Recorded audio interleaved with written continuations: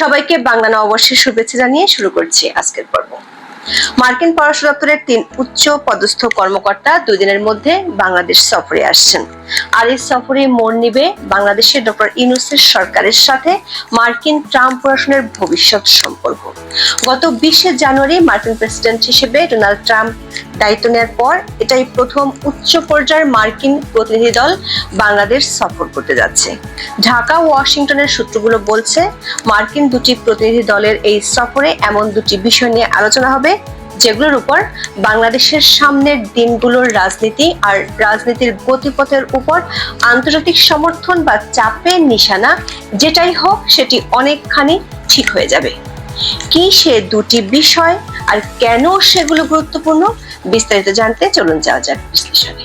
মার্কিন সরকার হয়ে দক্ষিণ ও মধ্য এশিয়ার দেশগুলোর ব্যাপারে সিদ্ধান্ত নেয় দেশটির পররাষ্ট্র মন্ত্রণালয়ের দক্ষিণ ও মধ্য এশিয়া বিষয়ক একজন সহকারী পররাষ্ট্রমন্ত্রী।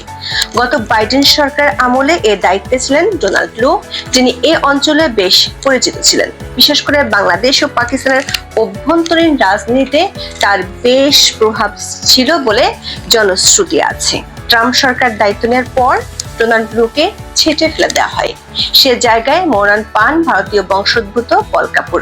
নিয়ম অনুযায়ী তার নিয়োগ চূড়ান্ত হবে সিনেটে শুনানির পর, কিন্তু যুক্তরাষ্ট্রের সিনেটের ওয়েবসাইট থেকে পাওয়া তথ্য মতে এখনো শুনানি হয়নি। এদিকে মিয়ানমারে অস্থির পরিস্থিতি, দেশটিতে চীনের আধিপত্য বেড়ে যাওয়া, বাংলাদেশে উগ্রবাদীদের উত্থান নিয়ে চিন্তিত ট্রাম্প প্রশাসন। এসব কারণে আপাতত পল কাপুরের সে দায়িত্ব পালন করছেন যুক্তরাষ্ট্রের দক্ষিণ ও মধ্য এশিয়া বিষয়ক ব্যুরোর উপ সহকারী সচিব নিকোল চুলিক। তিনি 15 এপ্রিল ঢাকা আসছেন। তার পরদিন বাংলাদেশে আসবেন পূর্ব এশীয় প্রশান্ত মহাসাগরীয় বিষয়ক ব্যুরোর উপ সহকারী সচিব অ্যান্ড্রু আর হেরাপ। মিয়ানমারে নিযুক্ত মার্কিন charge d'affaires Susan Stevenson Bangladesh সফরকালে হেরাপের সঙ্গে থাকবেন। এই 3 জন বাংলাদেশে 4 দিন থাকবেন। হাই প্রোফাইল ওই সফর সংক্রান্ত নোট ভার্বাল বাংলাদেশের পররাষ্ট্র মন্ত্রণালয়ে পৌঁছেছিল গত 7 এপ্রিল। তারপর থেকে তাদের সফর নিয়ে বাংলাদেশ সরকারের পক্ষ থেকে ব্যাপক প্রস্তুতি নেওয়া হয়েছে। পররাষ্ট্র মন্ত্রণালয়ের একাধিক সূত্র বলছে প্রধান উপদেষ্টা ডক্টর মোহাম্মদ ইউনূস ছাড়াও সরকারের বেশ কয়েকজন উপদেষ্টা এবং বাংলাদেশ সেনাবাহিনীর প্রধান জেনারেল ওয়াকারুজ্জামানের সাথে বৈঠক করবেন তারা। কূটনৈতিক সূত্রগুলোর বরাত দিয়ে দৈনিক প্রথম আলোর খবরে বলা হয়েছে নিকোল চুলিক অন্তর্বর্তীকালীন সরকারের শীর্ষ কর্মকর্তাদের সাথে চলমান সংস্কার প্রক্রিয়া, বিশেষত বাংলাদেশের গণতন্ত্রের রূপান্তর নিয়ে আলোচনা করতে পারেন। তিনি বাংলাদেশে রূপান্তর প্রক্রিয়াকে মার্কিন যুক্তরাষ্ট্র কিভাবে সমর্থন করতে পারে তার উপায়গুলো অন্বেষণ করবেন বলে আশা করা হচ্ছে। নিকোল চুলিক বিএনপি ও জামাতে ইসলামী সহ রাজনৈতিক দলের নেতাদের পাশাপাশি সুশীল সমাজের প্রতিনিধিদের সঙ্গেও দেখা করতে পারেন। অন্যদিকে অ্যান্ড্রু হেরাপের সফরকালে রোহিঙ্গা ও মিয়ানমার সম্পর্কিত বিষয়গুলোকে অগ্রাধিকার দেওয়া হবে। পররাষ্ট্র মন্ত্রণালয়ের একজন ঊর্ধ্বতন কর্মকর্তা প্রথম আলোকে বলেছেন মিয়ানমারের ক্রমাগত পরিবর্তনশীল পরিস্থিতিকে মার্কিন ইন্দো প্যাসিফিক কৌশল বা আইপিএস এর একটি বড় বাধা হিসেবে বিবেচনা করা হচ্ছে। কিছু নির্দিষ্ট অঞ্চল ছাড়া দেশের উপর মিয়ানমার জান্তার কোনো নিয়ন্ত্রণ নেই। রোহিঙ্গা সংকটের পাশাপাশি দেশটি মাদক ও অস্ত্র পাচার, অপহরণ এবং মানব পাচার একটি হটস্পটে পরিণত হয়েছে, বিশেষ করে নারী ও শিশুদের ক্ষেত্রে। ঢাকা ওয়াশিংটনের সূত্রগুলো বলছে নিকোল আর হেরাপের এই সফরে মার্কিন সরকার এজেন্ডা একটি, সেটি হলো মিয়ানমারের পরিস্থিতি নিয়ন্ত্রণে বাংলাদেশের ভূমিকা ঠিক করা। ডেইলি স্টার পররাষ্ট্র মন্ত্রণালয়ের এক কর্মকর্তার বরাত দিয়ে বলেছে হেরাপের সফরকালে বেশিরভাগ আলোচনাই হবে রোহিঙ্গা সংকট ও মিয়ানমারের উপর। বাংলাদেশে এখন 12.5 লাখেরও বেশি রোহিঙ্গা ক্যাম্পগুলোতে অবস্থান করছে। বাংলাদেশের অন্তর্বর্তী সরকার রোহিঙ্গাদেরকে তাদের মাতৃভূমিতে ফেরত পাঠানোর জন্য এর মধ্যে চীন, মিয়ানমার ও আরাকান আর্মির সাথে আলোচনা করেছে। অন্যদিকে 2021 সালে সামরিক অভ্যুত্থানে মিয়ানমারে চলছে গৃহযুদ্ধ। সম্প্রতি বিধ্বংসী ভূমিকম্পের পর দেশটি আরো চ্যালেঞ্জের মুখে পড়েছে। সূত্রগুলো বলছে মিয়ানমারের চীন সরকারের প্রভাব নিয়ে যুক্তরাষ্ট্র প্রশাসন চিন্তিত। মিয়ানমার জান্তা সরকারের বিরুদ্ধে লড়ছে থ্রি ব্রাদারহুডস। যুক্তরাষ্ট্র প্রশাসন এই বিদ্রোহী গ্রুপগুলোকে কাজে লাগাতে চায়। এই থ্রি ব্রাদারহুডস এর একটি হলো আরাকান আর্মি। আরাকান আর্মি হলো ইউনাইটেড লিগ অফ আরাকান বা ইউএল এর সামরিক শাখা। গত বছরে আরাকান আর্মি বাংলাদেশ সীমান্তবর্তী বুথিডং, বাংলাদেশের একেবারে লাগোয়া রাখাইন রাজ্যের মংডু ও ভারতের সীমান্ত সংলগ্ন চীন রাজ্যের পালতোয়া দখল করে নিয়েছে। এমনকি বাংলাদেশ সীমান্ত সংলগ্ন মিয়ানমারের 270 কিলোমিটার এলাকা সম্পূর্ণ নিয়ন্ত্রণ নিয়েছে আরাকান আর্মি। ফলে সীমান্তের প্রায় 350 কিলোমিটার এলাকার পুরোটাই আরাকান আর্মির দখলে আছে। মিয়ানমারের সংবাদ মাধ্যম ইরাবতীর দুজন সাংবাদিক জানিয়েছে, আর 3টি টাউনশিপ দখল করতে পারলে পুরো আরাকান রাজ্য আরাকান আর্মির দখলে চলে যাবে। সে টাউনশিপ 3টি হলো সিতওয়ে, চকফিউ এবং মানো। কিন্তু আরাকান আর্মির যে সামরিক শক্তি তা দিয়ে এই শহর 3টি দখল করা যাচ্ছে না। এখানে যুক্তরাষ্ট্রের প্রতিনিধি দল বাংলাদেশের সাহায্য চাইবে। এক্ষেত্রে দুটো সাহায্য চাওয়া হতে পারে। একটি হলো আরাকান আর্মিকে সরাসরি সামরিক সহায়তা করা এবং অন্যটি হলো বাংলাদেশে আরাকান আর্মি বিরোধী রোহিঙ্গাদের যে সশস্ত্র গ্রুপগুলো আছে সেগুলোকে দমন করা। এরই মধ্যে রোহিঙ্গা সশস্ত্র গ্রুপ আরসার প্রধান আতাউল্লাহকে বাংলাদেশের আইন শৃঙ্খলা বাহিনী গ্রেপ্তার করেছে। দর্শক, এখানে দুটো প্রশ্ন চলে আসে। একটি হলো, কেন মার্কিন প্রতিনিধি দল আরাকান আর্মি ও থ্রি ব্রাদারহুডের জন্য বাংলাদেশের সাহায্য চাইবে, অর্থাৎ মিয়ানমারে মার্কিন স্বার্থটা কি?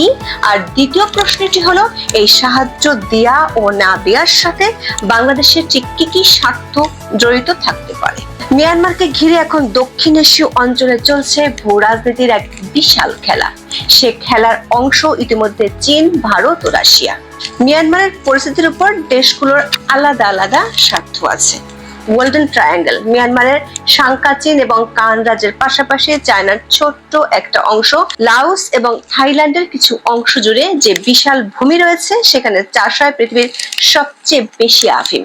আঞ্চলিক ও আন্তর্জাতিক ড্রাগ মার্কেটের সবচেয়ে বড় স্বর্গরাজ্য হিসেবে পরিচিত এই অঞ্চলকে বলা হয় গোল্ডেন ট্রায়াঙ্গেল। এই গোল্ডেন ট্রায়াঙ্গেলকে ঘিরে চলে পৃথিবীর $25 বিলিয়ন ব্যবসা। যুক্তরাষ্ট্রে বেশিরভাগ মাদক ঢুকে এই গোল্ডেন ট্রায়াঙ্গেল থেকে। একই জায়গায় মিয়ানমারের শান প্রদেশের উপর দিয়ে বিশাল একটা তেল গ্যাস পাইপলাইন তৈরি করেছে চায়না, যেটা মিশেছে বঙ্গোপসাগরের কোল ঘেঁষে আরাকান রাজ্যে। এটি আগামী দিনে চীনের জ্বালানির অন্যতম লাইফলাইন হবে। একই পথ ধরে তৈরি হচ্ছে ডিআরআই প্রজেক্ট, যেখানে আছে ইয়াঙ্গুন রাজ্যের ডাউই ডিপ সিপোর্ট। এই সিপোর্টকে বলা হয় ভবিষ্যৎ চায়নার বিশাল অ্যাসেট। এখন চায়নাকে আন্তর্জাতিক ক্ষেত্রে পণ্য আনা নেওয়া করতে হয় মালাক্কা প্রণালী দিয়ে। মালাক্কা প্রণালী ইন্দোনেশিয়া, মালয়েশিয়া ও সিঙ্গাপুরের সমুদ্র সীমা হলেও এটি সরাসরি নিয়ন্ত্রণ করে যুক্তরাষ্ট্র। মার্কিন নিয়ন্ত্রণে থাকায় মালাক্কা প্রণালী ব্যবহারের ক্ষেত্রে ঝামেলা পোহাতে হচ্ছে চীনকে। চীন বিকল্প পথ হিসেবে বেছে নিয়েছে গলফ অফ থাইল্যান্ড। এই পথের জন্য চায়না প্রাক ক্যানেল তৈরি করতে চায়, কিন্তু তার সামরিক নিরাপত্তার জন্য দরকার মিয়ানমারকে। মিয়ানমারের এই সীমানায় থাকা ছোট ছোট আইল্যান্ডগুলোতে চীন বানাতে চায় মিলিটারি বেস। একই পথ ধরে এখানে চালু হয়েছে বিআরআই প্রজেক্ট, যেটা চায়না থেকে শুরু করে মিয়ানমারের উপর দিয়ে বাংলাদেশের কক্সবাজার এবং এরপর একই পথ ধরে এসে মিয়ানমারের ইয়াঙ্গুন এবং ডাউই দিয়ে সিপোর্ট হয়ে থাইল্যান্ড হয়ে মালয়েশিয়াতে পৌঁছে যাবে। ভারতের জন্য সীমান্ত ছাড়াও মিয়ানমার গুরুত্বপূর্ণ হলো কালাদান প্রজেক্টের জন্য। এটা মূলত একটা সিপোর্ট, যেখানে দিয়ে ভারতের 7 সিস্টারে যাওয়া যাবে।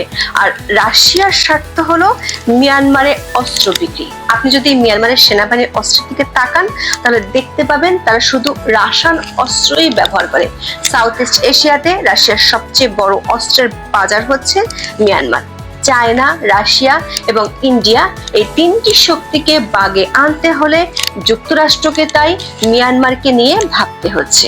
কোয়াডকে শক্তিশালী করার জন্য এবং চায়নার কাউন্টার হিসেবে এখানে একটা অ্যালাইন তৈরি করার জন্য যুক্তরাষ্ট্র তাই থ্রি ব্রাদারহুডকে শক্তিশালী করতে চায়। বিশেষ করে গোল্ডেন ট্রায়াঙ্গেল এবং মিয়ানমারের খনিজ সম্পদের উপর চীনের আধিপত্য কমাতে যুক্তরাষ্ট্র চায় আরাকান আর্মি প্রথমেই আরাকান রাজ্যে একটি স্টেট গঠন করুক। কিন্তু তা করতে হলে আরাকান আর্মির দরকার সামরিক সহযোগিতা। সে সাহায্য যুক্তরাষ্ট্র দিতে চায় বাংলাদেশের মাধ্যমে। নর্থ ইস্ট নিউজের এক খবরে বলা হয়েছে, ট্রাম্প প্রশাসনের 3 উচ্চপদস্থ কর্মকর্তার সাথে বাংলাদেশের ইউনূস প্রশাসনের যে বৈঠকগুলো হবে, সেখানে মূলত এই বিষয়টি নিয়ে আলোচনা হবে। কয়েকটি রাজনৈতিক দলের সাথেও এ নিয়ে আলোচনা হতে পারে। এই আলোচনার সঙ্গে উঠে আসবে বাংলাদেশের রাজনৈতিক পরিস্থিতি ও সামনের নির্বাচন। সূত্রগুলো বলছে, মার্কিন প্রস্তাবের উপর সরকার কতটুকু রাজি হবে তার উপর ভিত্তি করে সামনের দিনগুলোতে ডক্টর ইউনূসের সরকার সম্পর্কে দেশটির প্রশাসন মনোভাব জানাবে। এমনকি বাংলাদেশের জাতীয় নির্বাচনের গতিপথ এর মধ্য দিয়ে ঠিক হয়ে যেতে পারে, এমনটাই আভাস দেওয়া হয়েছে নর্থ ইস্ট নিউজের খবরে। সূত্রগুলো বলছে, 2023 সালে বাইডেন প্রশাসন যেভাবে অবাধ, নিরপেক্ষ ও সুষ্ঠু নির্বাচনের জন্য তখনকার আওয়ামী লীগ সরকারের উপর চাপ প্রয়োগ করেছিল, সেভাবে ট্রাম্প প্রশাসন ইউনূস সরকারের উপর করবে কিনা তা নির্ভর করছে মার্কিন 3 কর্মকর্তার এই সফরের উপর। আজ এ পর্যন্ত। সবাই ভালো থাকুন, সুস্থ থাকুন, নিরাপদে থাকুন। দেখা হবে আগামী পর্বে।